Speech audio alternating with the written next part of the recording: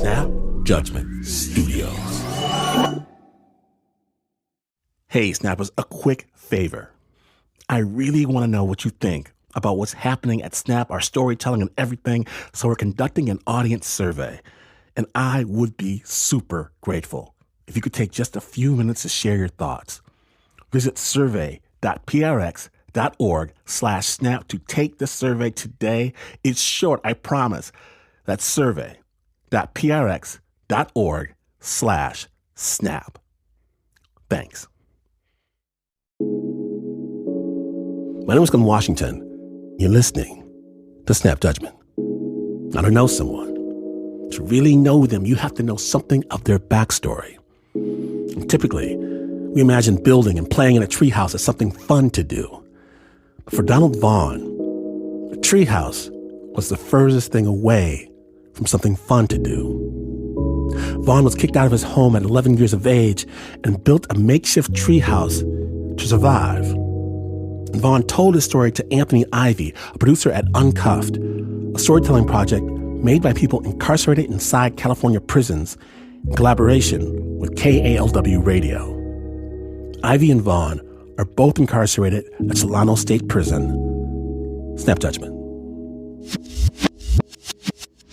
The only thing that was scaring me the most was if I was going to fall out that treehouse or not. That was probably the main thing. And I don't mean like rolling out of it. I mean like if it was just going to collapse on me and just break. Hey, check me out. You here with Anthony Stick Talk Ivy, where we stick to the truth and talk about the truth. Here on Uncuffed, when you had the freedom to tell your story. My name is Donald Vaughn. I go by Fish. I'm from San Jose, California, and I've been up in here for 25 years now. Treehouse Adventures. I gotta hear this. Well, it started initially when I got kicked out of my house for going to church when I was supposed to be grounded when I was about 11 and 12. You know, that was shocking, you know, coming off the church bus that we used to take every Sunday. And as we was walking into the house, you know, my stepdad like put his hand on my chest, was like, "No, you're not coming in here." And I'm like, "Why?" And then he said he wasn't supposed to leave the house, and he just shut the door. So I'm standing there like, now what? Then from then on, I had to figure out what I was going to do as far as surviving basically in the streets. So you're an 11-year-old kid, you get kicked out. Did you think this was like going to be like a temporary thing, you know, an hour or two? What was going through your mind? I'll say I didn't really like have it sink in. I'll be like, well, I'll just go hang out for the day, you know what I'm saying? And maybe everything will blow over and I'll come back, you know? Where was your mom at when all this was going on? She was in the house somewhere. Okay, where did you go first after you got kicked out? I actually went down to the park and sat there for a little bit, trying to figure out what I was going to do. Of all places, I went to the arcade, actually. I had my little, I don't know what they would call it, but it let me play free games, which really wasn't free. All it was a token with a hole drilled in it on a piece of fish string, and you drop it in the slot and then pull it back out, and then you can play the game without having to lose the token. So they caught on to that eventually, but yeah, we used to do it a lot. All right, it's dark time. You by yourself. You're 11 years old. Where did you go? I actually rode the bus for a while.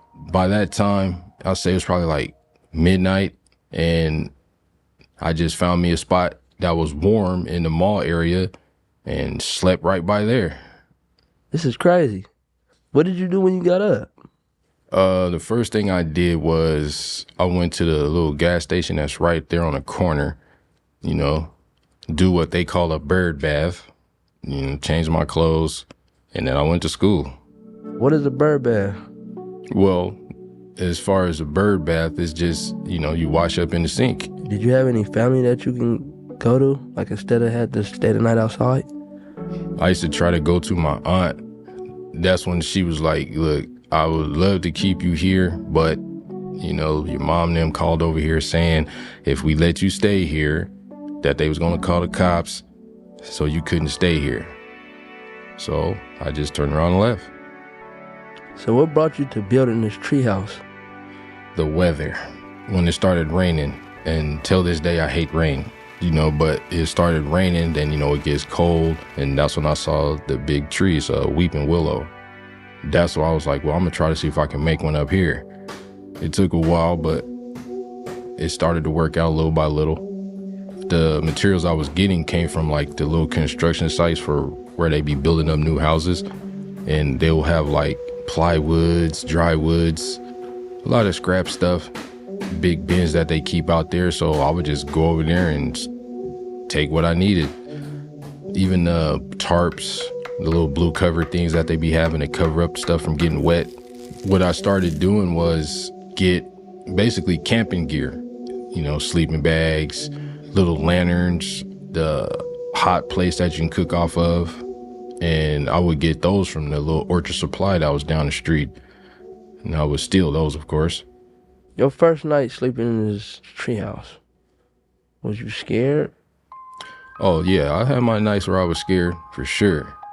Your mind becomes your worst enemy. So it's like, then somebody gonna come try to do something to me, or, you know, somebody gonna try to steal my stuff, or, you know, that type of fear. Damn, is the police gonna find me? You know, that stuff. And it's like you're sleeping and then you're not sleeping. Because as soon as you get comfortable, it's like you nod off and then you wake right back up and start looking around again. Did you ever cry? Yes, I did.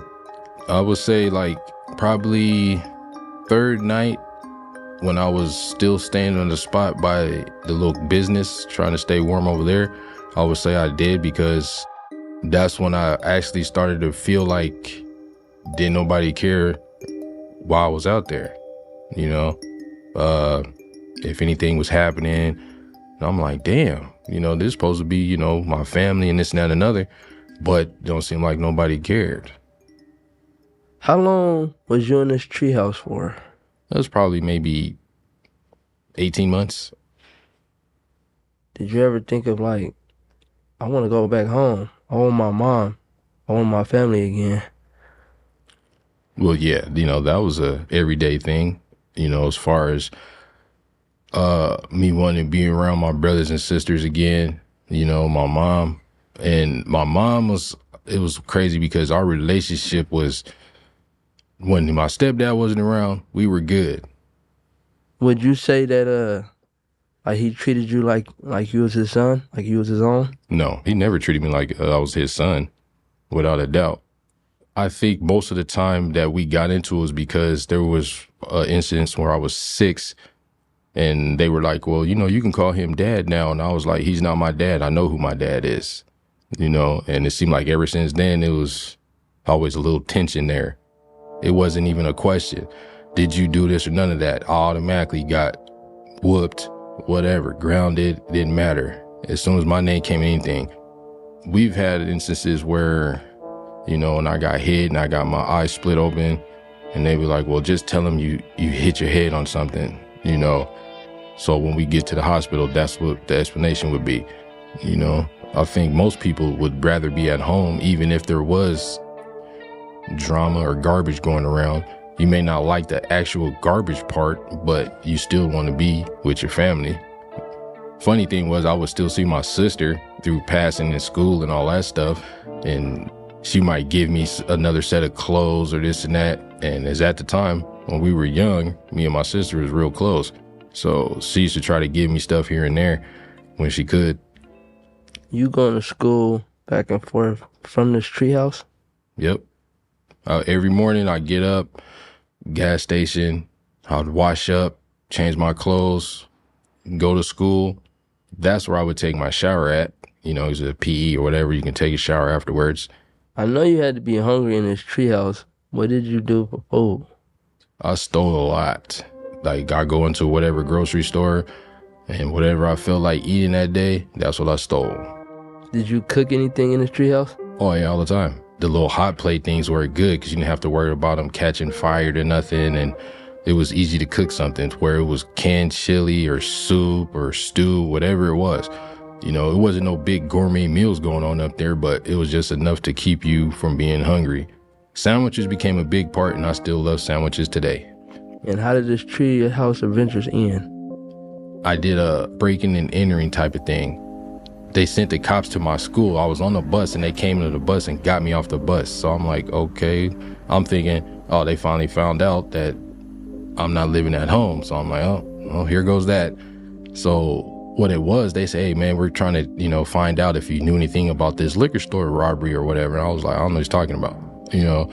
So we went through that motion of they couldn't pin anything on me and whatnot, but they found out that I wasn't staying at home either. Once they found out that I wasn't living at home due to the fact that my mom had put out a runaway report for me, instead of saying that she kicked me out, she said that I ran away. So that's kind of like covering her butt, you know. So they used that as a way to send me to the group home. And I was there for a while. I left when I was 16. And I say about 6 months before I was out of there, they told me the only reason I was there so long was because my mother wasn't ready for me to come home. So I was super pissed based on I feel that, you know, I'm your son and, you know, you're always supposed to be the one that protect me from whoever. And I didn't get that. You know, that's my mom. I love my mom regardless. So I just tried to move on. So getting out of the group home, did you go back home? Yes, I did. And that was short-lived. So it made me turn into a person that actually listens more, especially when our younger people, I would say, are talking, you know. And that's probably one of the main things I do now as far as myself, based on my own experiences. I just wish somebody was actually listening, you know, and paying attention.